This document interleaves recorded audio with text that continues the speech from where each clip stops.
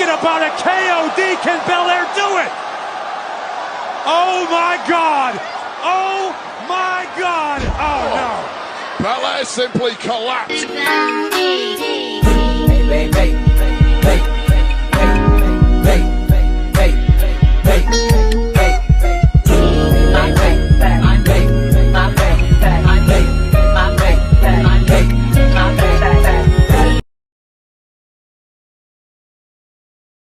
Hey, what's going on YouTube land? It's your boy TJ and welcome to my YouTube channel Wrestling Nostalgia, where I give my reviews on WWE shows and PLE events. And today we are going to be reviewing SmackDown May 24, 2024. So before I get into my video, just go ahead and give my video a thumbs up please, and thank you. That helps push my video through the algorithm and all of that good stuff. And without further ado, let's go ahead and get into the video. So Triple H makes a big announcement that the winners of the King and Queen tournament are going to get a world championship opportunity at SummerSlam. I'm so glad for this because I don't understand what's the point of doing King and Queen and them not getting like some type of incentive. That just doesn't make sense to me, but hey. But, you know, you changed it up now, so we're not gonna do a crazy hokey gimmick and do this Queen and King stuff. We're actually gonna have it lead to something. But anyways, we open up with Bianca Belair versus Nia Jax. Yo, this match actually was really, really good, actually. I would have thought that they were fighting for a championship. But it started off with Nia Jax and Bianca Belair with a test of strength. And it doesn't work out in Bianca's favor. Like, she's like trying her hardest, but it's like Nia Jax is like a whole new type of chick. Like, you just, that woman is huge. So that doesn't work, and then they just filling each other out, and the match kind of goes back and forth with the power dynamics. But for the commercial break, Bianca Belair actually dived out on the floor onto Nia Jax. This next half of the match, Nia Jax is in firm control. She has her in a submission hold. Bianca Belair tries to fight out, but then she brings her back down. And then I had noticed that Bianca had like a crown on top of her ponytail. And Nia Jax rips it off and then she puts it on her head, which is symbolic, but you're gonna find out why I say that. So then Bianca Belair fights back. Towards the end of the match, Bianca Belair tries to go for a KOD, and because of her bum knee and because Nia Jax was working on that knee throughout this half of the match, she cannot do it. She actually collapses. And then this is when Nia Jax ends up beating her down and then hitting her annihilator from the second rope. And 1, 2, 3, Nia Jax, yes, advances in the Queen of the Ring tournament, and she's gonna face Liv Courier at Queen and King of the Ring PLE event. So after the match, Nia Jax tells Kayla Braxton shut up, and she says that I just went through Bianca Belair. And then she said, just like how I went through Becky Lynch, I went through Naomi, and then I went through Jade Cargill, and guess what? At King and Queen of the Ring, Lyra, I'm gonna go through you too. And I'm like, she drives a hard bargain because I don't see her not winning this Queen of the Ring. Like she said she's gonna be Queen Nia, and I think it's gonna come to fruition. In this next segment is Bianca Belair. Tiffany Stratton comes out of nowhere and said, better luck next time, loser. And I'm all like, girl, you can't talk, you just lost last week. What are we talking about? So Byron Saxton comes in and he said, do you care to share your thoughts? Talking to Bianca Belair. And Bianca Belair says, look, it is what it is. I didn't get the chance to win. And then this is when Indy Hartwell and Candice LeRae comes, and Candice says, oh, well, you wouldn't have to go through this problem if I'd allow somebody more deserving to win it, but you know what, you're welcome from that loss. Can happen for a better person. So this is when Bianca Belair stands up and is like, girl, what y'all trying to do? So Indy Hartwell says, oh, well, you only have one knee and we have 4. Like, what do you really want to do? So Jay comes in and says, oh yeah, what's happening? Yeah. So then it's when they said, oh yeah, we gotta go. So Jay says, sounds like to me they want their wig split. So Bianca Belair says, yeah, I think so. Jay says that she's gonna talk to Nick Atlas. Bianca Belair says, yeah, go ahead and do that. So I guess Bianca and Jay versus Indy Hartwell and Candice LeRae. tag team championship match. In this next segment, it is the Grayson Waller effect, you know, the talk show, and they're introducing their guests. I'm guessing LA Knight, but out comes Carmelo Hayes, and Carmelo Hayes says that I couldn't help but to come out here because it sounded like you were talking about me, but you're missing a couple of things. Like, I was the #1 draft pick, I'm the most charismatic, I'm the most entertaining, and most importantly, him. So Austin Theory says, I think you're forgetting that the last time me and you were in this ring, you know, it didn't go so well. Which it didn't, because you tried to do some type of Spanish fly maneuver and you landed on your neck, and it is what it is. But then this is when Carmelo Hayes says, no, what you about to say, let's go ahead and leave it in the past. Us bad guys gotta stick together. At least that's what I got from what he said from that. So then this is when Grayson Waller says, no, it would be a way better guess than LA Knight. Austin says, yeah, you know what, because LA Knight does suck. So then they have a bunch of back and forth banter about, you know, old veterans in the game, and this is when Carmelo Hayes says, well, there's nothing worse than an old veteran that haven't accomplished anything, talking about LA Knight, having all that mouth. I can't stand that stuff.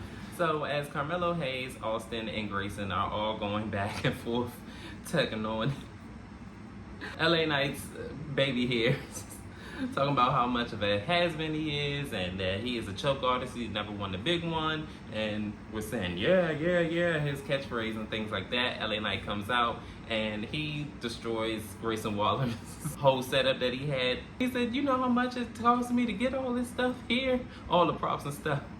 He said, I don't remember asking y'all a damn thing. So this is when he turns his attention to Carmelo Hayes. He says, look here, you poking a mean dog that's ready to bite, and I suggest you go ahead and lay low, because it's not going to take you long to find out whose game this is, with everybody saying LA Knight. So then he turns his back and walks away. Carmelo Hayes attacks him along with Grayson Waller and Austin Theory, and they are all jumping on him until the Street Profits come out for backup, and I'm guessing this is going to lead to a 3-on-3 match coming up. So in the 6-man tag match, it is Grayson Waller, Austin Theory, and Carmelo Hayes versus the Street Profits and LA Knight. This was a really great back and forth match. It was all over the place. It was Montez Ford starting off with Carmelo Hayes. They go back and forth and they filling each other out. So then Angelo Dawkins gets the tag, and then they're going back and forth. And up until the commercial break, D'Angelo Dawkins had the match well in hand until the heels of the match pull some underhanded tactics, and then we go into commercial break. During commercial break, D'Angelo Dawkins is getting beat up and beat on up until he gets the tag to LA Knight, and LA Knight is running wild and he's knocking everybody out. And towards the end of the match, this is when LA Knight gets the tag to Montez Ford, and Montez Ford gets to the top rope and he hits the big splash, and 1, 2, 3, the Street Profits and LA Knight gets this big win. In this next segment, it is Cody Rhodes and Logan Paul, and Cody Rhodes comes out, and before he can say anything, Logan Paul comes and he says that yet again I go to another Saudi show and I have a championship set in sight, and unfortunately it's you, Cody. And he says, I don't know if it's the bleach going through your scalp, but it's making you dumb, and it's and the third. So then they go back and forth, and Cody Rhodes says that experience is telling me that you have another set of brass nuts. So he says that he's gonna get an official in here to, you know, check you. So he says, well, you need to go first, you know, champion's advantage. So he goes first, and Logan is like, oh, well, make sure you check every crevice. I'm like, boy, whatever. So then the referee goes to check him, and he kept saying that, mind you, that, oh, I don't have any brass nuts. Oh, you could check me, there's no problem. Child, the referee checked him, and he had it in his side pocket, and he said that those aren't even his pants. And I don't know how those got there. And he said, since you had those brass nuts, how about security, get him, they're illegal. And I'm all like, what? Are you okay? I'm trying to figure out what the fuck do you got going on. Are you okay? So then Logan Paul says that I don't need brass nuts to beat you. You can keep them. I don't care. It is what it is, because tomorrow night in Saudi Arabia, King and Queen of the Ring, I'm going to take your WWE Undisputed Championship. Cody says in a nutshell that you said that I say the same thing as everybody else, but let me go ahead and tell you this.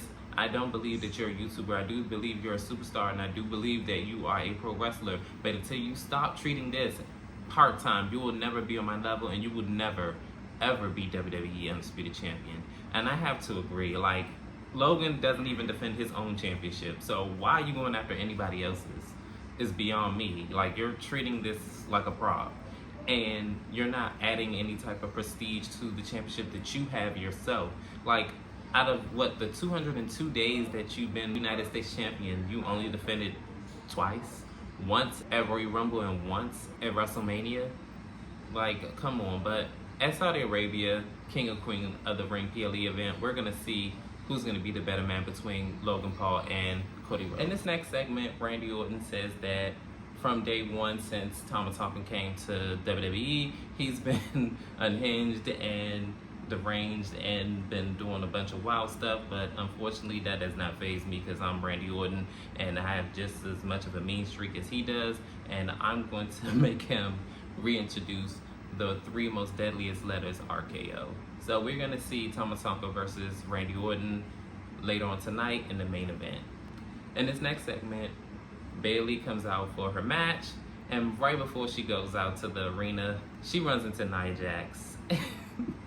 And Nia Jax says, make sure that championship is clean for me at SummerSlam. I'm like, you haven't won the Queen of the Ring tournament yet. You a little bit, you know, but I mean, we're going to see if it's going to be Nia Jax and Bayley at SummerSlam.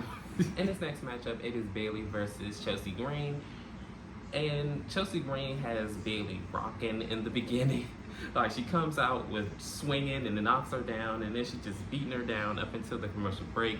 We come back from break, and Chelsea and Bayley are still fighting it out. And at one point in the match, Chelsea Green hits a Rough Rider, and she gets a near fall on the champion.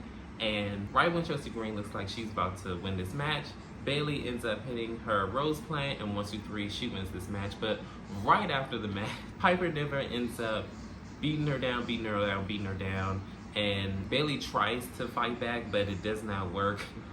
Bayley still gets squashed and is left lying in the ring, and she doesn't look like much of a winner here. In this next segment, it is AJ Styles, and he's in Nick Atlas' office. And basically, to wrap it up and make a long story short, he's asking for another opportunity at the World Championship that Cody Rhodes is holding. And Nick Atlas says that, you know how everything works around here. You had your chance and you have to wait your turn. So AJ Styles says time is of the essence, and I don't have a lot of it here in WWE. So Nick Atlas says, well, that's highly unfortunate, but that's not my problem. I was like, oh, okay. He told him flat out, like, look, ain't nothing I can do for you, bruh. So then AJ Styles walks off. In this next segment, it is Andrade, and they are showcasing some of his highlights and best movesets and things like that in his vignette, I guess you could call it. So Legado del Fantasma is watching, and they said they can't stand this guy, and I guess they're going to formulate a plan to either, I guess, stunt his growth or whatever. Or they said something about letting sleeping dogs lie, or let bygones be bygones. So I guess they're going to let the beef go. I remember one of them said that he should have just stayed on Raw. But we're going to see what's going to be the game plan in the upcoming weeks between Legado del Fantasma and Andrade. And finally, we're here at our main event. It is Tama Tonga versus Randy Orton. Tama Tonga is already on his BS. Tama Tonga already is like swinging at him and headbutting him and beating him down in the corner. And then Randy Orton is not taking that line down. He ends up switching it over and start beating him up and putting the fist into Tama Tonga's face. So then he is slamming him to pillar to post on almost every corner of the ring, hit his shoulder into the ring post, and then he tries to do his backdrop onto, you know, on the table like he always do. But he wound up flipping Tama Tonga over, and Tama Tonga knee blocking him. And then this is where the commercial break ensues. So after the commercial break, Tama Tonga and Randy Orton are fighting, and Tama Tonga is working on the knee of Randy Orton, but to no avail. After all the hard work that Tama Tonga put in to try to beat down Randy Orton, it does not work. Randy Orton ends up hitting the RKO on 1, 2, 3. He is going to advance in the King of the Ring tournament, and it's going to be Gunther versus Randy Orton. And mind you, Gunther is at ringside watching this match. So, as Randy Orton is celebrating, Tama Tonka ends up beating him up, and so does Solo Sikoa. But the return of KO comes down, and he cleans house, and he helps Randy Orton, and that ends SmackDown. So, how did y'all feel about SmackDown? I actually really liked it. Really great match with Nia and Bianca Belair. This match with Tama Tonka and Randy Orton. And I think, SmackDown was pretty decent. But comment down below, how did you feel about SmackDown? Like, share, and subscribe, and all that good stuff, and help me build up my channel. I'm fairly new and everything like that. And peace, TJ. I'm out. Bianca's knee buckled, and Jax with a senton. Nia Jax smells blood in the water, and the finals of the Queen of the Ring Annihilator. Jax is going to the finals.